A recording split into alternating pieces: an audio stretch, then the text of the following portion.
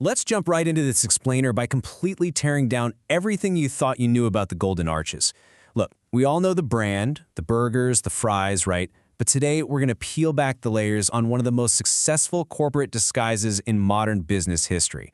We're diving into a brilliantly hidden economic engine that's been quietly humming along since the 1950s. So I want you to pause for just a second and ask yourself, is the world's most famous burger chain actually making its real money from something entirely different? Like, when you pull into a drive-thru, are you visiting a fast food joint, or are you actually sitting on a highly leveraged piece of commercial real estate? The contrast between what we experience as consumers and what the actual financials show is honestly staggering. As a customer, you look at this iconic yellow M and you just see a convenient place to grab a quick meal. But if you actually dig into the company's annual 10K financial report, a totally different reality emerges. You'll find a massive corporate landlord quietly operating right behind the fry vats. $10 billion. That staggering figure is definitely not from selling millions of McNuggets. That is the exact amount of rent McDonald's collected from its own franchisees in 2024 alone. It's an enormous, consistent cash flow that really forces us to rethink their whole business model. To wrap our heads around how we got to that $10 billion figure, we need to talk about the unsung mastermind of this entire operation, Harry J. Sonborn. He was the first president and CEO of McDonald's, and he famously shocked a room full of Wall Street investors when he told them point blank, "We are not technically in the food business. We are in the real estate business. The only reason we sell 15-cent hamburgers is because they are the greatest producer of revenue from which our tenants can pay us our rent." It's just this unsentimental, purely financial view that perfectly captures their hidden structural advantage. So where did this come from? The whole Sonneborn model dates back to the 1950s. Ray Kroc had immense ambition when he started expanding in 1955, but he had a huge problem. He was only collecting a tiny 1.4% royalty on franchise store sales. The franchisees were basically running off with all the value.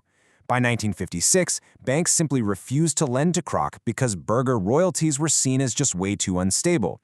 And that's when Sonneborn stepped in with a pivot that literally changed history. He realized, hey, banks won't finance burger royalties, but they will absolutely lend against physical real estate. So, in 1957, he formed the Franchise Realty Corporation to acquire land. Moving on to part 1, landlord and licensor mechanics. Here's how this brilliant 1950s strategy actually functions on the ground today. The crucial thing to understand is how McDonald's perfectly positions itself as the unavoidable middleman. First, corporate steps in and uses its massive capital to either buy commercial land outright or secure a long-term lease. Second, they turn around and sublease that very same property right back to the franchisee, but with a hefty 40% markup. And third, they lock in their cash flow by collecting a fixed base rent plus a percentage of the restaurant's ongoing sales. The brand is entirely insulated by the land itself. Okay, let's look at Section 2, Rent versus Royalties. Bringing this right into the present day, the hard financial data undeniably proves Sonneborn's thesis is still the engine of the company. When you look at the 2024 franchise revenue breakdown, the reality is super eye-opening. They brought in $5.6 billion in royalties, the fees for licensing the rights to actually sell Big Macs and use the brand. But they pulled in a staggering $10 billion just acting as a landlord. They make nearly double the revenue from the real estate than they do from the food concept itself. But hey, revenue is only half the story, right? We need to talk about profit margins, because the structural profit asymmetry here is wild. When McDonald's operates a restaurant itself, paying for the labor, the ingredients, the fryers, they make about a 14% margin. But on the franchise side, where they act as the landlord and licensor, that margin skyrockets to an incredible 84%. Why? Well, because collecting rent and royalties costs almost nothing on a marginal basis. There's practically zero cost of goods sold, zero labor, and zero food waste for the landlord. It is a massive, massive structural advantage. Let's move to part 3, visualizing the empire. Stepping back for a minute, the sheer physical scale of the property footprint McDonald's has built using this system over the last 7 decades is nothing short of incredible. To put it in perspective, McDonald's operates over 43,000 restaurants globally. Out of that massive footprint, the corporation actually owns roughly 70% of the physical buildings. That's over 30,000 structures, and they own the underlying land for about 45% of all their locations. They are frequently cited as one of the largest landlords on the entire planet.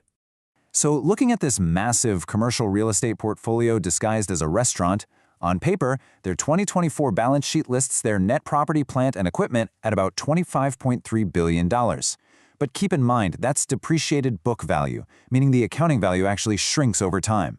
Financial analysts looking at this very same portfolio estimate its true market value could be anywhere from $40 billion to an astonishing $120 billion. That is decades of prime commercial real estate appreciation just quietly sitting under those golden arches. Which brings us to part 4, the real estate moat.